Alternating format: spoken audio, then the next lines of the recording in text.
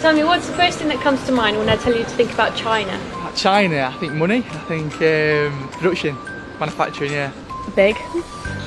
Busy. Hong Kong. Chinese food. Economy. I think kind of trade, lots of things coming over here. Steelworks. It's a good place to do research. What do you think about Chinese people?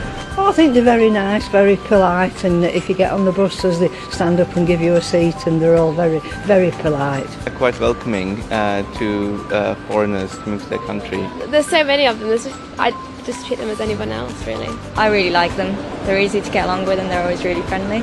We wanted to understand what people in the UK think about China, so we asked a selection of business leaders, academics and students about their experiences in the country. Their answers were not always what you might expect. Before I went to China, I hadn't really learnt much about it in school, or the only thing I'd really seen is the Beijing Olympics and anything that came up in international news, so I was almost a little bit ignorant of China before I went. My earliest impressions of China were through studying philosophy, and we touched, basically, occasionally we touched on Chinese philosophy, and I found that absolutely fascinating and very deep, and really at that point I made a decision that if I ever had a chance to go to China or work with Chinese people, I would take it. When I visited Shanghai, and I travelled by taxi from the airport to the city centre for about, 50 kilometres, and it was built up the whole way with big tall skyscrapers, tower blocks, so I was absolutely shocked by the size of it. I had this image of China as being one enormous city, so I had this vision of just huge numbers of people everywhere, and of course in the big cities it's a little bit like that as I imagined it, but once you're away from the city, and we visited research field sites, it's not like that at all. One misconception that people have is that Chinese people are like this monoculture and they're all the same. And that's not true, because China is a big country, but lots of different areas have different kinds of food, different kind of culture, and it's a very diverse country. There are just so many different areas you can go to. There's deserts, there's cities that are completely covered in snow during the winter with frozen rivers, there's almost subtropical regions down in the south. There's something for everyone. The thing I love most about China is how curious and how welcoming they are. They're really interested in you and your country and explain them what you do out there. At the same time, they're willing to share their culture. In terms of making friends in China, I made a lot, whether it be at the park, at the university campuses, or just walking around and also in coffee shops. It's very easy to make Chinese friends, and they're always wanting to practice their English with you, and obviously it gives me a great opportunity to practice my Chinese with them. I found them so warm and hospitable. They're very, very warm and welcoming people. Some of my best friends are Chinese, live in Beijing. And one of the things I really enjoy with my friends is the time they take over the relationships. It's really important. People allow each other to talk. But I find the depth that they bring to the relationships very different to the different sort of depth over here. It's hard to explain, but there is quite a cultural difference in friendships. Interactions with Chinese friends are different from English friends or Western friends. Chinese friends won't go out to the pub to drink alcohol if they don't have food with it. So social interactions are very different. If you do make some Chinese friends, even though there may always be a barrier there, they can still open up the culture to you a bit and take you to places. Like my friend took me to an amazing hot pot place and various hidden places, the things that normal Chinese people do. Actually, the key to making and keeping friends in China is social media, especially WeChat. WeChat is a social media system which is prolific in China, and everyone uses it. And it allows me to keep friendships in China while I'm here in the UK. And because it's a communist country, I had this idea that maybe it would be a little bit behind technologically speaking. But when I got there, I realised that young people are just as much obsessed with their phones as I am, and the internet culture is just as strong, if not stronger in China than it is in this country. So I think how the modernity of China really surprised me when I got there.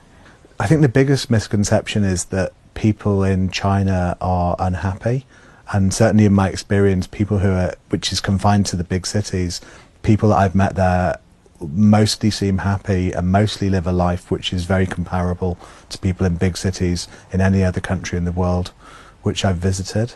So I think the idea that people are living under some great repression that affects their day-to-day life is really wrong. I don't think there's any real differences, it's just sort of the culture, the language. But we all want the same things, you know, we all want security, we all want, you know, we all want to live in a decent home, we all want to have get a good education, and we do for our children, and we all want the same things in life. So really, they're minor differences that you know, we quite easily overcome.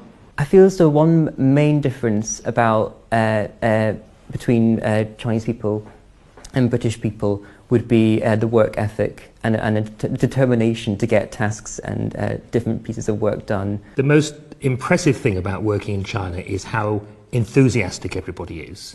Everybody has a can-do attitude, everybody wants to get on, nothing's too much trouble to move business forwards. That's the first thing. The second thing that surprises me is the accessibility of government ministers and CEOs and company presidents. Everyone seems very open to take meetings. If you have a good proposition, people are happy to talk to you and take time with you. That's the most surprising thing.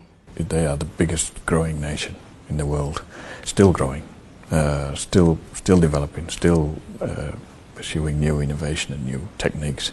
So it really is an important place to do business. As an environmental researcher, as an environmental scientist and teacher, it's really important to engage with China and to understand the challenges that China faces in its development, and to work with Chinese to get that right. And of course they have tremendous knowledge base in China to help us with all the problems that we have in Europe, so it's a reciprocal relationship. I think it's great travelling to China as an academic, because you go to visit other universities and it's a very constructive and positive process that both sides want to cooperate.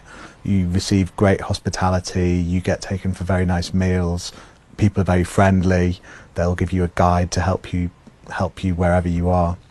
I think if you're an academic visiting China, the most important thing is to learn a few words of Mandarin before you go, because a few words open a lot of doors and make people remember you.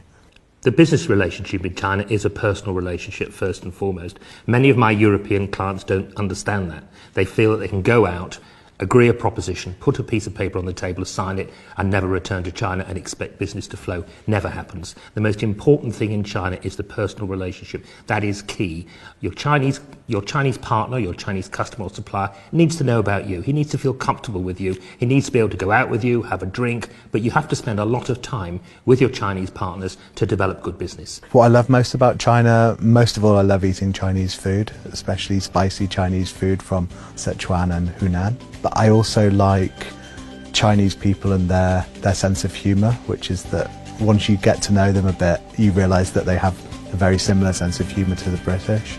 In my future, hopefully China will represent my career, because I definitely hope to return to China to work for a few years, if not hopefully for my whole career.